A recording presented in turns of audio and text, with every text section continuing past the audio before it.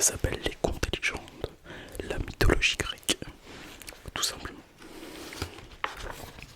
Alors, avant de commencer, j'aimerais juste vous dire, déjà de une, que ce soir, à partir de 21h30, 22h, je vais être en live, je pense 21h30, je vais essayer. Et comment dire, aussi, excusez-moi pour la lecture, déjà de une, je sais que j'avais vite fait essayer, c'est pas facile de lire en chuchotant. Et aussi, comment euh, j'ai des petits problèmes de dyslexie et de dysorthographie, mais c'est surtout la dyslexie dans le cas qui fait que des fois je pourrais peut-être bugger sur un mot. J'espère que vous m'en tiendrez pas rigueur là-dessus. C'est parti.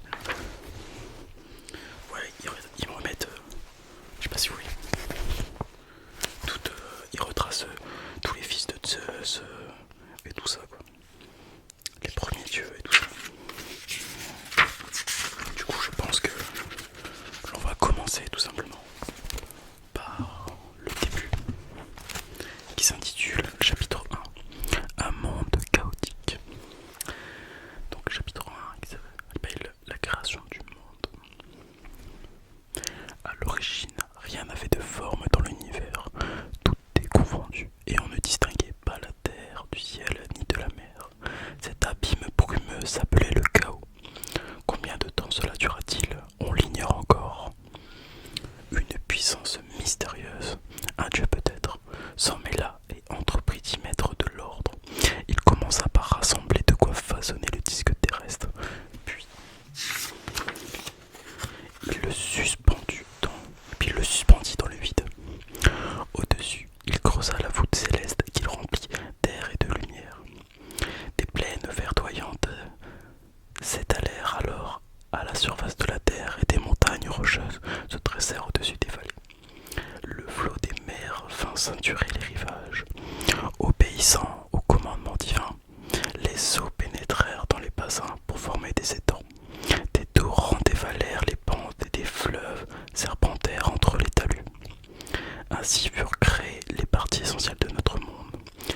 Elles n'attendaient plus que leurs habitants.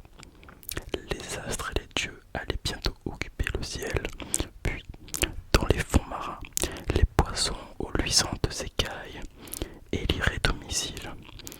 L'air serait réservé aux oiseaux, et la terre à toutes les autres bêtes encore sauvages. Il fallait un couple de divinités pour engendrer de nouveaux dieux. Ce furent Ouranos pour le ciel et Gaïa pour la terre, qui mérite au monde toute une ribambelle d'êtres étranges. Voilà pour le premier chapitre. Alors je sais pas si c'est bien fait, j'aimerais bien plus vous regarder quand je parle, mais disons que si je vous regarde je peux pas lire, du coup vous m'excuserez pour ça. Aussi, petite aparté, pouvez-vous me dire ce que vous pensez de la ring light que j'ai acheté? Est-ce que c'est mieux au niveau qualité? Est-ce que vous voyez mieux quoi que ça? Je pense que oui, mais je voulais être sûr. Ensuite, chapitre 2, il s'intitule Ouranos et Gaïa. De leur union naquirent d'abord 6 garçons et 6 filles, les titans et les titanides, tous de nature divine, excusez-moi, comme leurs parents. Ils eurent à leur tour des enfants. L'un d'eux, Hyperion c'est ça, s'unit à sa sœur Dhéia, qui mit au monde Hélios, le soleil, et Séléné, la lune, et Éos, l'aurore. Un jour, Chapé épousa Clyménée, une fille d'Océan. D'Océan, c'est pas l'océan, ça doit être quelqu'un qui doit s'appeler Océan. Elle lui donna 4 fils, dont Prométhée, le plus jeune des titans. Cronos allait bientôt faire parler de lui.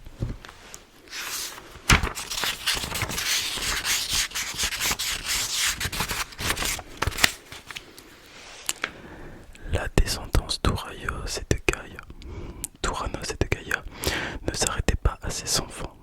Ils conçurent encore des êtres monstrueux comme les cyclopes, qui n'ont qu'un seul œil, tout rond, au milieu du front,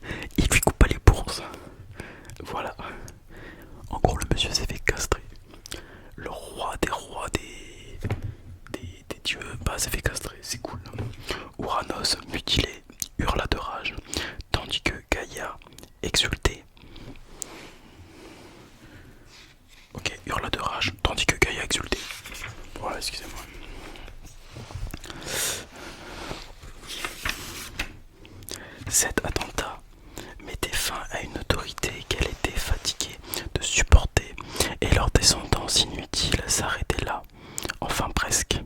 Quelques gouttes de sang et couleurs de la blessure sur la terre et la fécondèrent. Elle donna alors naissance à des démons, les Eria et Eraï. Donc je ne sais pas ce que c'est, il y a un petit, on va lire la description. Les Eraï, donc c'est écrit Rinys, je ne connais pas, sont des divinités infernales avec leur corps ailé, leur chevelure de serpent, munie de torches et de fouets. Elles tourmentent les victimes et les frappent de folie. Pas très gentil tout ça. Du coup, j'en étais. Donc les quelques gouttes qui vident contre la terre, donnant alors naissance à des démons, les Eraï, à d'autres monstres, les géants et les nymphes. Et pour finir, les Mélidades. Pour les nymphes, je sais pas si vous savez ce que c'est, moi je sais ce que c'est, mais il y a un petit truc, je vais quand même vous le lire. Les nymphes sont des déesses qui vivent dans les bois, les montagnes, les rivières ou encore dans la mer. Voilà. Ça sera tout pour aujourd'hui. Dites-moi si ça vous a plu. Je trouve que c'est un peu spécial comme livre. J'aurais pu vous lire n'importe quel livre, et j'ai lu ça. Voilà. Je sais pas si vous avez vraiment compris tout ce qui s'est dit. Si ça vous a plu, pense pas que ce soit la meilleure histoire du monde pour vous. Moi je trouve ça très sympa en fin de compte. Mais voilà. Est-ce que je l'ai bien fait? Est-ce que vous auriez aimé que je vous regarde peut-être un peu plus, mais compliqué comme je vous ai dit de vous regarder et en même temps de lire. Du coup, vous me dites tout ça en commentaire. Et je vous souhaite à toutes et à tous une très